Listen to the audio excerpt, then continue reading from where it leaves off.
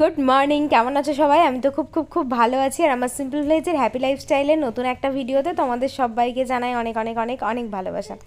তো দেখো, সকাল সকাল উঠে তিদাকে স্কুলে পাঠিয়ে দিয়েছি। আর কাজকর্ম তেমনভাবে কিছু হয়নি, আজকে ভীষণই খিদে পেয়ে গেছে আমার। তো সকালে খাওয়ার কিছুই ছিল না, মেয়েকে ভাত বানিয়ে দিয়েছি। তারপরেও আমি সকালে আর ভাতটা করি না, একটু ভাবলাম ম্যাগি খায় না, তো আজকে দেখলাম ম্যাগি আছে, একটু ম্যাগি খাই। তো ম্যাগিটা খেয়ে নিলাম। আর এইদিকে আমার ছেলে একটুখানি ঘুমালো, ও আর কি খালি গায়ে আছে, প্রচণ্ড গরম লাগছে বলে ওকে দেখালাম না। তো ম্যাগিটা খেয়ে টেয়ে নিয়ে দেখো কাজ করতে লেগেছি। ঘর বারান্দাগুলো একবার করে মুছলাম, মানে লাঠি দিয়ে মুছলে না আমার আবার একবার মুছলে শান্তি হয় না, মানে একবার ভালো করে মুছে নেওয়ার পরে উপর উপর আবার একবার দিয়ে দেওয়া হয়। তো আজকে হচ্ছে আর সব থেকে যেটা ভালো মানে বিষয় সেটা হচ্ছে এই মানে লাঠিটা কেনার পরে, মানে এই বক্স টাইপের লাঠিগুলো কেনার পরে ঘর মোজা এতটা ইজি হয়ে গেছে না, কি বলবো। এর আগেও সেই সুতো দিয়ে অনেকগুলো কিনতাম, কিন্তু সেগুলোতে সত্যি কথা বলতে ভালো হতো না। আর এগুলোতে এত সুন্দর মোছা হয় না, মানে হাত দিয়ে মুছলেও মনে হয় এতটা সুন্দর হয় না যতটা এই রকমভাবে মুছলে হয়। তো রান্নাঘরটা বেশ ভালো করে, রান্নাঘরটা আগাগোড়ায় আমি হাত দিয়েই মুছি, কারণ এই তেল টেল এটা ওটা থাকে, একটু স্কচব্রাইট দিয়ে ঘষে দিই যাতে কোনো তেল চিটে ভাবটা না থাকে। তারপরে এই যে এখানে কিছু জড়ো করে রেখেছিলাম, সেগুলো এখন হাতে করে ফেলে দেবো, সেগুলো আর ফেলা হয়নি। টুকটাক করে কাজ লেগেই আছে। ছেলে আজকে সকাল থেকে অনেকটা টাইমই ঘুমিয়েছে, তার জন্য কিন্তু কাজগুলো করতে পারলাম, না হলে কাজগুলো করা হতো না। তো এবার ওকে তেল মাখিয়ে স্নান টান করিয়ে দেবো, উঠে পড়েছে, কাঁদছে আর কি। তো তারপরে আবার ঘুম পাড়িয়ে দিয়ে বাদ বাকি আমি স্নান টান করে রান্নাবান্নার দিকে যাব, না হলে কিন্তু অনেকটাই বেলা হয়ে যাবে। মানে সময়ের কাজ সময়ে করে নিতে হবে, কারণ এখন তো আমি একা মানুষ। এই দেখো, ওকে বললাম তুলে স্নান টান করিয়ে আবার ঘুম পাড়িয়ে দিয়েছি, অনেকটা টাইম খেলা করলো। তো আমি এবার যাব স্নান করতে, তার আগে ফ্রিজে যে সবজিগুলো আছে সেগুলো একটু বার করে রেখে। ত্রিধাকে তো পরিবারের সবার সাথে একসাথে মানুষ করেছি, আর ত্রিশানকে পুরো আলাদা একা হাতে মানুষ করছি। মাঝে মাঝে কোথাও গিয়ে না খুব কষ্ট হয়, দুঃখ হয়। সত্যি কথা বলতে আমি মানে তোমাদেরকে ঠিক বলে প্রকাশ করে হয়তো বোঝাতে পারবো না যে সত্যি সবার জন্য আমার ভীষণ কষ্ট হয়। আমি বহরমপুরে আসার পরেও সবার সাথে প্রত্যেক মাসে মাসে গিয়ে দেখা করে এসেছি, শ্বশুরবাড়িতে গিয়েছি, ওখানে থেকেছি, গরমের ছুটি পড়লে, শীতের ছুটি পড়লে। তো এখন তো আমার একদমই যাওয়াটা বন্ধ হয়ে গেছে, আমি যেতেই পারি না ত্রিশানকে নিয়ে, বাপের বাড়িও যেতে পারি না। অহনা গেছিলো বলে তাই যাওয়াটা হলো, না হলে আর যাওয়াটা হলো না। তো সবার জন্য সত্যি খুব মন কাঁদে, মনে হয় যেন ছেলেটা সবার ভালোবাসা থেকে বঞ্চিত মানে হয়ে গেল। আর কেন জানি না আমার সবার জন্য এত কষ্ট হয়, কিন্তু আমার জন্য কারোর সত্যি কোনো কষ্ট হয় না। মানে মাঝে মধ্যে না খুব খারাপ লাগে, আর খারাপ লাগার থেকেও বেশি কষ্ট লাগে, মনে হয় যেন সত্যি মানে কেমন যেন সমস্ত কিছু হয়ে গেল আর কি, মানে যাওয়া আসা সমস্ত কিছু বন্ধ হয়ে গেল। তো যাই হোক, কি আর করা যাবে। এই জামা কাপড় কটা ওয়াশিং মেশিন থেকে বার করে দেখো মেলে দিলাম, বাইরে যে পরিমাণে রোদ পড়েছে বলার মতো না। স্নান টান করে এখন আসলাম গোপুসোনাকে পুজো দেওয়ার জন্য, তো স্নান টান করিয়ে পুজো দিয়ে দিলাম। আর কোথাও গিয়ে মানে মানে মনে হচ্ছিল যে হঠাৎ করে কেন জানি না, মানে মাঝে মধ্যে আমার এরকম মনে হয় যে আমি যেন গোপুসোনার কোনো যত্নই করতে পারছি না। মানে অ্যাকচুয়ালি কী বলো তো, আগে যেমন অনেকক্ষণ ধরে সুন্দর করে ধীরে সুস্থে পুজো করতাম, এখন না সব কিছু যেন হুটোপাটা করে হয়ে যায়। মনে হয় এই মানে এক্ষুনি তৃষান উঠে পড়বে, আমি আর রান্না করতে পারবো না, কোনো কাজ করতে পারবো না। তো ওই জন্য আর কি খুব হুটোপাটা করে সমস্ত কিছু করি, তো সেই জন্য গোপালকে তাড়াতাড়িভাবে মানে সব কাজই হুটোপাটা করে করি, শুধুমাত্র গোপাল পুজো দেওয়া না। ওই জন্য কখনো কখনো মাঝে মধ্যে মনে হয় যে একটু যদি মানে ভালো করে গোপুসোনার যদি যত্ন করতে পারতাম, কেন জানি না মনের মধ্যে এই জিনিসটা হয়।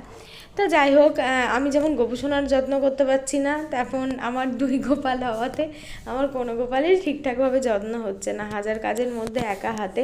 আর তৃষান দামাল হওয়ার পর থেকে তো কী যে প্রবলেম হয়েছে মানে তোমাদেরকে বলে বোঝাতে পারবো না। তো চলো স্নান টান করে মাথা টাথা আঁচড়ালাম, এবার একটু রান্নাটা বসাই। অনেককে দেখে অনেকে সিঁদুরে টিপ পরে, আমি কোনোদিন পড়ি না। আজকে ভালো লাগছে না দেখতে, তাও জানি, কিন্তু ওই পরার পরে মুছে ফেলতে হয় না, ভালো খারাপ যা লাগছে লাগছে। ডিপ করলাম না, বেশি বড় হয়ে গেছে, অন্য কিছু দিয়ে ছোট্ট করে করলে হতো। তো ভালো খারাপ যা লাগছে লাগছে, এখন আর মুছবো না, কারণ আর মুখে একটু ক্রিম দিয়েছি বলে মুখটা একটু তেল তেল করছে। আমার স্কিনটা আগে না মানে কি বলবো, অয়েলি ছিল, কিন্তু এখন একদম মানে নর্মাল টাইপের স্কিন হয়ে গেছে। তো দেখো ভাত বসিয়ে দিলাম, দুপুরে দেখি কি রান্না করব।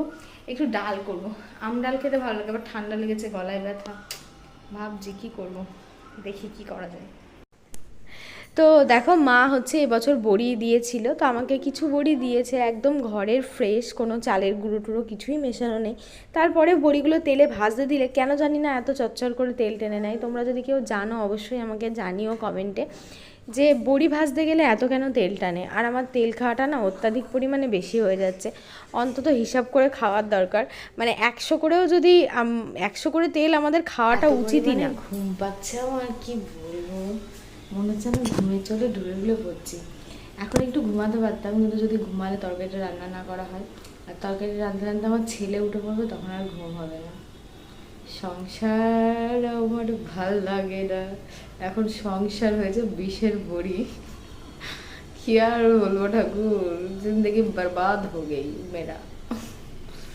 মাঝে মাঝে খুব কষ্ট হয়, কান্না পায়, আবার মাঝে মাঝে হাসিও লাগে।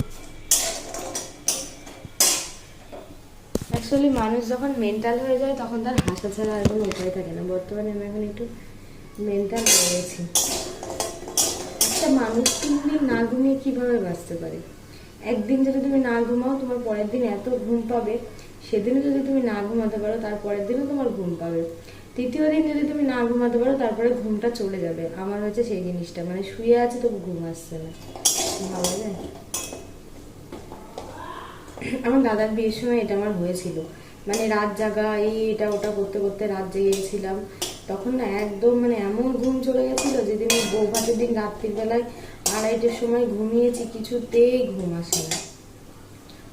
শীতকালে জানো তো মাঝে মধ্যেই বেশ বাজারে যাওয়া হতো, মানে সপ্তাহে সপ্তাহে বাজারে গিয়ে প্রচুর মাছ টাছ এনে ফ্রিজে স্টোর করে রাখা হতো, খাওয়া হতো। কিন্তু এই গরমটা পড়াতে এত অসুবিধা হয়েছে না, মানে বাজারে গিয়ে মাছ এনে রেখে দিলে সেই মাছ যেন কেমন খারাপ হয়ে যাচ্ছে, কোনো টেস্ট লাগছে না, মানে মাছের কোনো স্বাদই পাওয়া যাচ্ছে না। তো ওই জন্য মনে মনে ভাবছি কি যে এবার মানে আমাদের পাশেই যে সবজির দোকানটা আছে সেখান থেকে এই সবজি আর বাড়িওয়ালাতে মানে মাছওয়ালার কাছ থেকে মাছ নিতে হবে।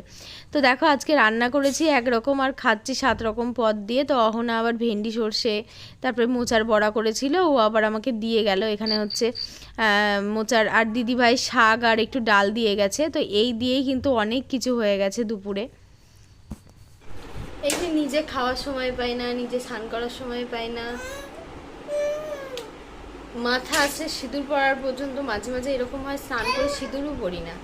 তাদের বিশেষ করে একটু খারাপ লাগে না, কিন্তু খারাপটা কখন লাগে বলো তো, যে পুচকেটা এখন দামাল হয়েছে, তো যখন দুমদাম করে এদিক ওদিক থেকে পড়ে যায় না, এত কষ্ট লাগে। মানে এক্ষুনি খাট থেকে গদাম করে পড়ে গেছিলো, আধা ঘন্টা হলো। মানে এত মানে আমার খারাপ লাগছে, কি করে যে পড়ে গেলাম বুঝতে পারলাম। খাটের উপর বসিয়ে দিয়েছিলাম, আমার মেয়ে ছিল তার জন্য, নাহলে আমি ওকে সচরাচর খাটের উপর দিই না, এখনও সরতে শিখেছে তো। তো মেয়ে ছিল, এবার মেয়ের ব্যাগ গোছাবো, টিউশন আছে 7টার সময়। আমি ব্যাগ গোছাতে এসেছি বাইরে, আর আমার মেয়েও চলে গেছে বেসিনে মুখ ধুতে, ওকে একা রেখে। যেই দিদি বেরিয়ে গেছে আর ও টান ধরেছে, একদম গদাম করে খাট থেকে পড়ে মাথাটা ফুলে গেল। মানে এটা যে কি পরিমাণ একটা কষ্টকর ব্যাপার বলে বোঝানোর মতো না, মানে এত কষ্ট লাগে না কি বলবো। সারাদিন তো না আছে, মানে যেটুকুনি পারি আমি সব সারাদিনে আমি যেটুকুনি টাইম পারি ওকে কোলে রাখার চেষ্টা করি, যে ওকে একটু কোলে রাখি। কারণ দেখো মানে কোল বলতে তো একমাত্র সারাদিনেও আমার কোলই পায়, তাই না? তাছাড়া তো বাড়িতে আর কেউ নেই যে তেমনভাবে কোলে নেবে। আর ত্রিধা বর্ষণ এরা বাড়িতে থাকলে বেশ ভালো হয়, ওরা একটু ঘুরে ফেরে ওদের সাথে খেলা করে, আর ওরা স্কুলে গেলে তো আর সেটা হয় না। তো মাথাটা এত জোরে গদাম করে, আমাদের এই খাটের ডিস্টেন্সে তোমরা দেখতে পাচ্ছ অনেকটাই, তো এখান থেকে এই যে গদাম করে পড়লো, তো মানে আমার আর মনের দিক থেকে কেন জানি না মানে শান্তিই লাগছে না, আর ভালোই লাগছে না। কোনো রকমে গোপালকে পুজোটা দিলাম, সন্ধে করলাম, দিদাকে পড়তে দিয়ে আসলাম। কিন্তু এখন বসে আছে আর মনে মনে ভাবছি যে এত যদি এই নিয়ে আজকে থেকে ছেলেটা 2 দিন খাট থেকে পড়ে গেল, আর খাটে আমি বসাবো না ছেলেকে। ওই ভাবি মনে মনে, এর আগে যেবার পড়ে গেল তখনও ভাবলাম, তারপরে আবার হঠাৎ অ্যাক্সিডেন্টালি হয়ে গেল, কি আর করা যাবে। দুপুরের ভাত ছিল, আমি একটু ভাত খেলে তাড়াতাড়ি খেয়ে নিই, আমি ওই 7:30 পৌনে 8টার দিকে খেয়ে নিয়েছিলাম। তাই ভাবলাম রাত্রে দিদা আসবে, দেখবো যদি ভাত খায় তাহলে আমি একটু প্রেশারে গরম গরম ওকে আলু সিদ্ধ দিয়ে চাপিয়ে দেবো, তরকারিও আছে দুপুরকার।